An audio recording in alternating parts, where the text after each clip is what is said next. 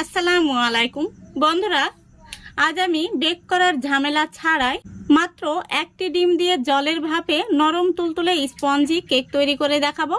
তো আশা করছি প্রতিদিনের মতো আজকের রেসিপিটাও আপনাদের ভীষণ ভালো লাগবে। রেসিপিটা ভালো লাগলে লাইক কমেন্ট শেয়ার করতে ভুলবেন না, আর চ্যানেলটি সাবস্ক্রাইব করে আমার পাশে থাকবেন। তাহলে চলুন রেসিপিটা দেখে নেওয়া যাক। দেখুন, এখানে আমি একটি মিক্সিং বোল নিয়েছি আর আমি মাত্র একটি ডিম নিয়েছি। ডিমটাকে ফাটিয়ে নিচ্ছি। তারপরে এখানে আমি দিয়ে দিচ্ছি চিনি। তো এই 1/3 কাপ কাপে আমি চিনি মেপে গুঁড়ো করে নিয়েছি। আপনারা চাইলে গোটা চিনিও ব্যবহার করতে পারেন, তবে গুঁড়ো করে নিলে চিনিটা খুব সহজেই তাড়াতাড়ি মিশে যায়। দিয়ে দিচ্ছি স্বাদ মতো লবণ। এবার একটি হ্যান্ড উইস্ক দিয়ে খুব ভালো করে ডিম, চিনি আর লবণটাকে আমি ফেটে নেব। তো বন্ধুরা, আজকে আমি একটি মাত্র ডিম দিয়ে কোনো রকম বেক করার ঝামেলা ছাড়াই জলের ভাপে নরম তুলতুলে স্পঞ্জি বাটি ভাপা কেক তৈরি করে দেখাবো। আর বাটি কেকগুলো কিন্তু বাটিতেই শেষ হয়ে যাবে, বাচ্চারা ভীষণ পছন্দ করবে। তো দেখুন, ডিম, চিনি আর লবণটা আমি খুব ভালো করে ফেটে নিয়েছি। এবার এর মধ্যে দিয়ে দিচ্ছি 1 টেবিল চামচ পরিমাণে সাদা তেল। তেলটা দেওয়ার পরে আমি আবারও খুব ভালো করে মিশিয়ে নিচ্ছি। দেখুন, খুব ভালো করে মিশিয়ে নিয়েছি। তারপরে দিয়ে দিচ্ছি 1/3 কাপ তরল দুধ। দুধটা আমি আগে থেকে জাল করে ঠান্ডা করে নিয়েছি। দুধটাকে খুব ভালো করে ডিমের সঙ্গে মিশিয়ে নিচ্ছি। দেখুন, খুব ভালো করে মিশিয়ে নিয়েছি।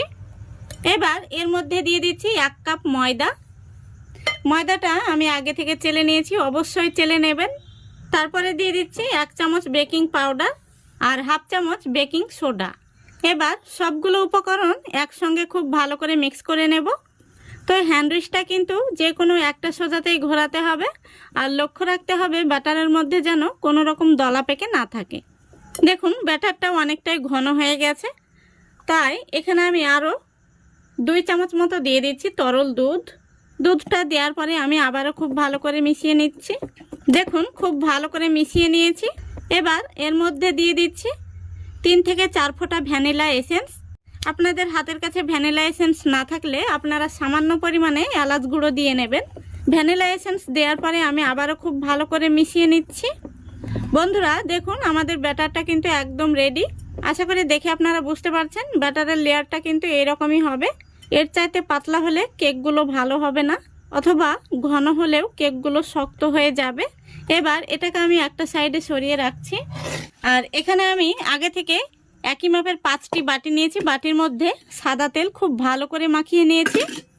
এখন আমি একটি চামচ দিয়ে কেকের ব্যাটারটা তুলে তুলে বাটির মধ্যে দিয়ে নেব। তো ব্যাটারটা কিন্তু এখানে ফুল লোড করে দেয়া যাবে না, হাফ বাটি করে দিয়ে নেব, কারণ কেকটা কিন্তু অনেকটাই ফুলে বাটিটা ভর্তি হয়ে যাবে। দেখুন, প্রত্যেকটি বাটিতে আমি এইভাবে হাফ বাটি করে দিয়ে নেব। দেখুন, সম্পূর্ণ ব্যাটারটা আমি বাটিগুলোর মধ্যে দিয়ে নিয়েছি। আর কিছু ব্যাটার বেঁচে গিয়েছিল, সেই ব্যাটারটাকে আমি একটি ছোট্ট গ্লাসের মধ্যেও দিয়ে নিয়েছি। এবার কেকগুলোকে আমি স্টিম হতে বসিয়ে দেব। এখানে আমি আগে থেকে গ্যাসটা অন করে কড়াই বসিয়ে দিয়েছি। কড়াইতে কিছুটা জল দিয়েছি, তারপরে একটি স্ট্যান্ড বসিয়ে দিয়েছি। আর জলটা আপনারা দেখতেই পাচ্ছেন ফুটে গেছে। তো এবার আমি কেকের থালাটা বসিয়ে দিচ্ছি। আর এটা কিন্তু খুবই সাবধানে বসিয়ে দিতে হবে, কারণ এখন কিন্তু কড়াইটা খুবই গরম হয়ে গেছে। এবার আমি একটি বড় সাইজের গামলা দিয়ে এইভাবে ঢেকে দিচ্ছি। তারপরে গ্যাসের ফ্লেমটা আমি একদম লো ফ্লেমে রেখে দিচ্ছি। এইভাবে গ্যাসের ফ্লেমটা লো ফ্লেমে রেখে কেকগুলোকে আমি 10 মিনিট জাল করে নেব। তো বন্ধুরা, এই কেকগুলো হতে কিন্তু খুব বেশি সময় লাগে না, 10 মিনিটের মধ্যেই কিন্তু রেডি হয়ে যাবে। তো ফিরে আসছি 10 মিনিট পর। দেখুন বন্ধুরা, পুরো 10 মিনিট হয়ে গেছে। এখন আমি ঢাকনাটা তুলে দেখে নেব কেকগুলো কেমন হয়েছে। দেখুন, কেকগুলো কত সুন্দর ফুলেছে, দারুণ হয়েছে কিন্তু। এখন আমি গ্যাসটা অফ করে দিচ্ছি।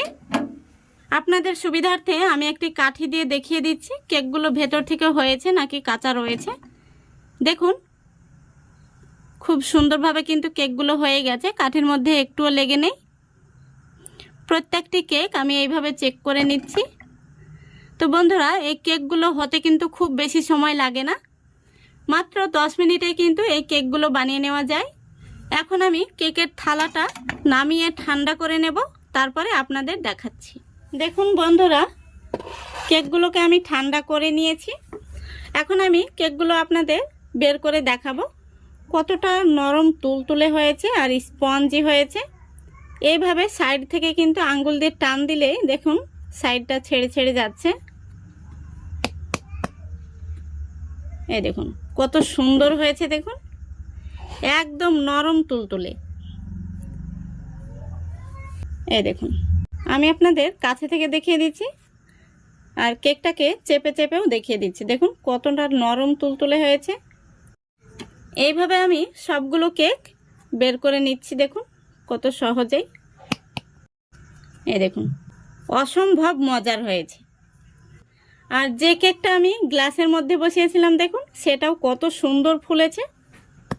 এই দেখুন দারুণ হয়েছে, একদম নরম তুলতুলে। এই দেখুন এইভাবে কেক বানালে খুবই অল্প সময়ের মধ্যে কিন্তু বানিয়ে নেওয়া যায় আর বাচ্চারা ভীষণ পছন্দ করবে।